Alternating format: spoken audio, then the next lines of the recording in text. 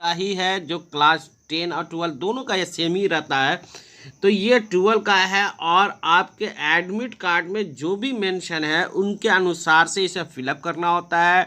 गोला बहुत अच्छे तरीके से करना होता है और साथ ही साथ ये सीबीएसई का सैंपल पेपर यानी कि आपके आंसर शीट का जो सैंपल पेपर है वो यहाँ पर मैं आपको दिखा रहा हूँ, प्रोवाइड कर रहा हूँ। साथ ही साथ इसी सैंपल पेपर के साथ साथ एक नोटिफिकेशन भी जारी हुआ है जिसमें ये बताया गया है कि एग्जामिनेशन को में पेपर आपको कैसे लिखना है, किस तरह से लिखना है। सो अभी हम इसको आगे डिटेल देखते हैं। जो आपको बताया जा रहा है 6 rule of writing for high squaring answer. Hi everyone, आप सबको अपने इस चैनल पर स्वागत है। और सीबीएसई क्लास 10 और 12 वाले बच्चे आप सब का एग्जामिनेशन जो है वो बहुत बेहतर जाएगा। लेकिन सीबीएसई के द्वारा से जो आंसर शीट को लेकर जो गाइडलाइन जारी की गई है कि आपको किस प्रकार से आंसर शीट को फिलअप करना है और कैसे आपको पूरी तरह से एग्जामिनेशन में लिखना है और क्या करना है और क्या नहीं करना है, आप अपने आंसर शीट के साथ कैसे लिखेंगे, इन सभी को लेकर सीबीएसई के द्वारा से जो ऑफिशियल अपडेट आया है वो मैं आपको इस वीडियो में शेयर कर रहा हूं।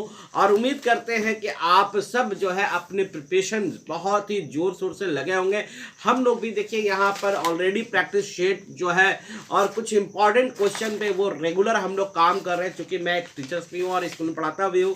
और आप लोगों के लिए भी इस चैनल पे मैं आपको फ्री ऑफ कॉस्ट कर सकते हैं या कह सकते हैं कि आप सबके हेल्प के लिए मैं सीरीज निकालूंगा और हर तरह का क्वेश्चन पेपर आपको प्रोवाइड करूंगा इंपॉर्टेंट। तो चैनल को सब्सक्राइब करना तो बनता है मेरे भाई, क्योंकि यहाँ पर आपको लिए मेहनत हो रही है और सही अपडेट मैं इस चैनल पर आपको अपलोड भी करता हूं। तो सो गाइस, वीडियो को लाइक एंड शेयर जरूर कीजिएगा। अब चलते देखते हैं सीबीएसई का आंसर शीट का लिखने का जो फॉर्मेट जो रिलीज किया गया ऑफिशियल, उसको हम लोग देखें। सबसे पहले हमें क्या करना है, do not just write to fill the answer sheet.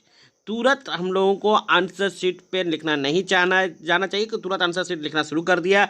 सबसे पहले आपको क्या करना है, come to your mind related to the topic as it will be just increase quantity of words in your answer, therefore advisable to frame your answer strategically the choice your word mention.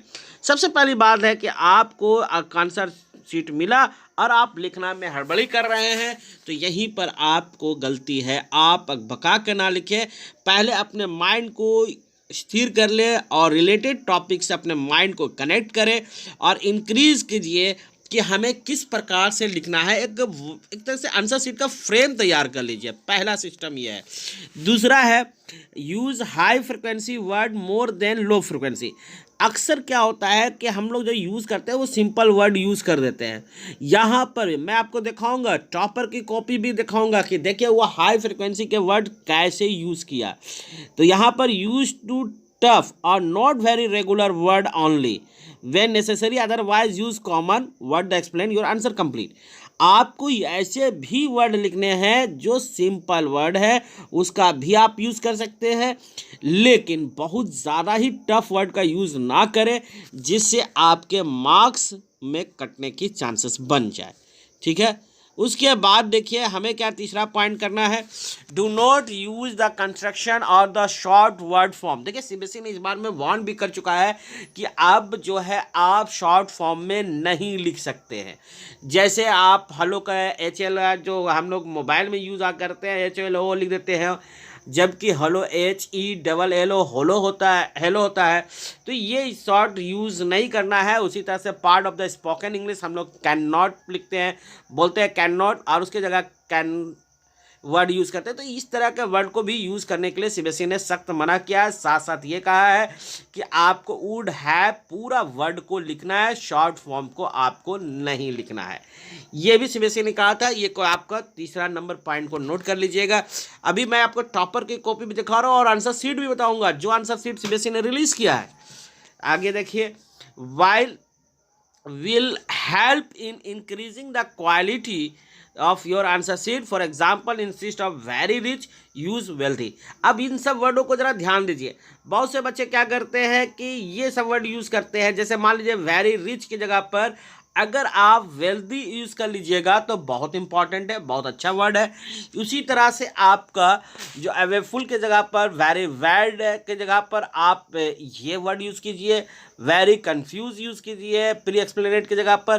तो ये सब word जो है connected, जो ऐसे word का use कीजिए जो एक छोटे से वर्ड से बहुत बड़े मीनिंग निकलता हो और एक्सप्लेन आपके वर्ड के आपका क्वेश्चन को बहुत आसानी से कर देता है।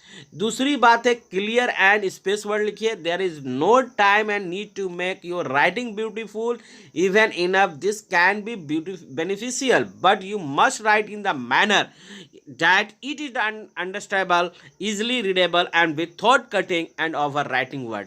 इसको तो हर हाल में बचना चाहिए बच्चों को कि ओवर राइटिंग वर्ड ना करें, पेपर में कट कुट ज़्यादा नहीं करें। देखिए कटिंग करने का एक तरीका होता है, जैसे मान लो टाइम का स्पेलिंग मैंने गलत लिख दिया, एक बार ऐसे काट दो। अब क्या करते कुछ बच्चे इसको ऐसे से रगड़ते रहते हैं, इसको काटते रहते हैं, तो वो गंदा लगता है। आपकी जैसे मैक का स्पेलिंग रॉन्ग हो गया तो हम एक बार ऐसे काट देंगे, बस हो गया, ज़्यादा नहीं काटना है। और राइटिंग सुंदर तो लिख नहीं सकेंगे क्योंकि समय काफ़ी कम है, सजा कर लिखना नहीं है और आपको सही वर्ड भी लिखना है और एक लिमिट वर्ड में आपको कंप्लीट करना है। तो इसलिए इन पॉइंट्स को भी बहुत इंपॉर्टेंट पॉइंट है। मैक्सिमम बच्चों को, मैं टीचर हूँ और मुझे भी क्या होता है, बहुत से बच्चे जब इस तरह से कट करते हैं तो ऑटोमेटिक हम लोग जब कॉपी चेक करते हैं तो उसको ऑलरेडी काट देते हैं।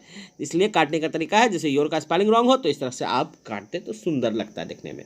ठीक है, चलिए अब छठा पॉइंट जो सबसे इंपॉर्टेंट है, जहां डायग्राम की ज़रूरत है उस क्वेश्चन के अनुसार से डायग्राम बनाए। ये 5 मार्क्स, देखिए एक question 5 mark question must be contain well draw and neatly label diagram square maximum marks. इसको देखिए, ये पॉइंट बहुत ही इंपॉर्टेंट है। तो यहाँ पर इन सब बातों को ध्यान रखना है। सबसे पहला पॉइंट को अगर हम शॉर्ट में अगर हम कहें तो आपको ध्यान इस बात का रखना है कि तुरंत आंसर शीट नहीं लिखना है और बका कर नहीं लिखना है और हाई फ्रिक्वेंसी वर्ड का यूज़ करना है, लोअर से ज़्यादा अच्छा है। दूसरी पॉइंट मैंने आपको यहाँ बताया कि आपको क्या करना है कि वर्ड का शॉर्ट फॉर्म नहीं लिखना है। चौथा पॉइंट मैंने बताया कि आप पावरफुल वर्ड का यूज़ कीजिएगा। पांचवा पॉइंट्स आपको क्या करना है, ओवर राइटिंग नहीं कीजिए, कटकुट नहीं कीजिए। और छठा सबसे इंपॉर्टेंट है, जिस क्वेश्चन में डायग्राम की ज़रूरत है वहाँ डायग्राम का भी यूज़ करें। देखिए इस पर फ्रंट पेज है, OMR शीट है, एडमिट कार्ड के अनुसार से आपको सब्जेक्ट लिखना है। देखिए यहाँ पर मैं लिख रहा हूँ लेकिन आप अपने इससे लिखिएगा, बढ़िया से राइटिंग से लिखिएगा। यहाँ पर सब्जेक्ट मान लीजिए आपका सब्जेक्ट इंग्लिश है तो इंग्लिश लिखिएगा। यहाँ दिन और डेट आप लिखेंगे। उत्तर देने का माध्यम आपका इंग्लिश है तो इंग्लिश मीडियम में लिखिएगा। उसके बाद प्रश्न पत्र में जो कोड होता है उस कोड को आपको यहाँ फिलअप कर देना है। फिर आपको अतिरिक्त उत्तर पुस्तिका यानी इसके अलावा ये जो आंसर शीट आपको मिला है इसके अलावा भी अगर आप 1-2 ठो लिए हैं तो वो बाद में करके यहाँ मेंशन कर दीजिए कि हाँ 2 ठो लिया है या 1 लिया है। ठीक है, उसके बाद आपको यहाँ पर क्या करना है, आपके नेम। सबसे बड़ा गलती बच्चे करते हैं तो इस जगह पर गलती करते हैं और यही गलती उन्हें मार्क्स में डिस्ट्रीब्यूट में या फिर रिजल्ट में पेंडिंग में चला जाता है। सबसे पहले आप इसको क्या करेंगे, ज़रा सा देखिए, इसको बड़ा हम कर देते हैं और यहाँ कैंडिडेट का नाम लिखना है। जैसे मान लीजिए मेरा नाम सोहन है, ठीक है, इसको हम मेंशन कर रहे हैं। देखिएगा, ध्यान से देखिएगा, मान लीजिए सोहन है, SAOHAN ही हम लिखते हैं, मान लीजिए सोहन है। फिर उसके बाद कुमार लिखते हैं QUMAR। देखिए बॉक्स के अंदर जाना चाहिए। अब यहाँ पर जो हमें फिलअप करना है, ध्यान दीजिएगा, ये जैसे मान लीजिए एस हम शुरू किया, OHAAN और फिर एक गैपिंग करके कुमार लिख रहे हैं। तो यहाँ पर हमें एक बात का नोट करना है कि जहाँ पर एस होगा उसे बहुत अच्छी तरह से गोला करना है, OHAN को उसी तरह से गोला आप करेंगे। साथ ही साथ यहाँ पर देखिए, यहाँ रोल नंबर आपको फिलअप करना है, बहुत इत्मीनान से रोल नंबर दीजिएगा।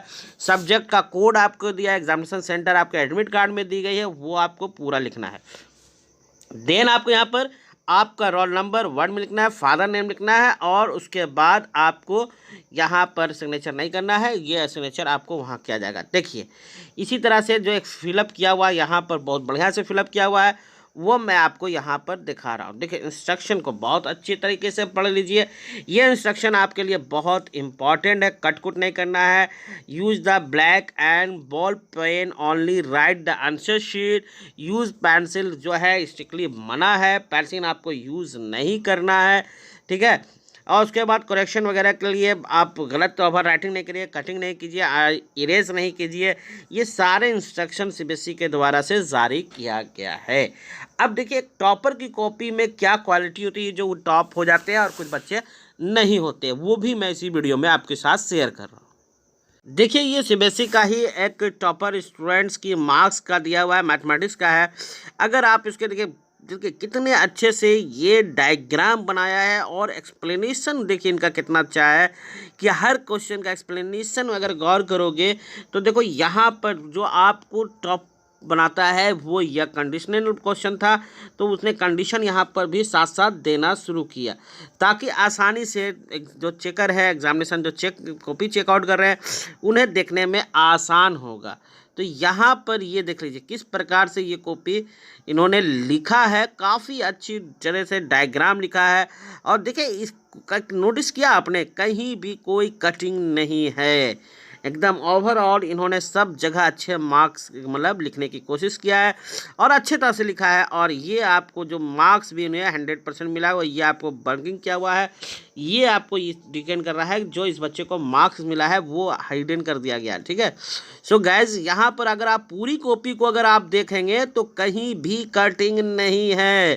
तो इसी प्रकार से आपको लिखना है और अच्छे कोई टॉप बन के ऊपर से नहीं आता है, मेहनत करने के बाद ही उसे टॉप मिलती है। सो गाइज वीडियो को लाइक एंड शेयर करो, फिर मिलते हैं नेक्स्ट वीडियो में। जय हिंद जय भारत।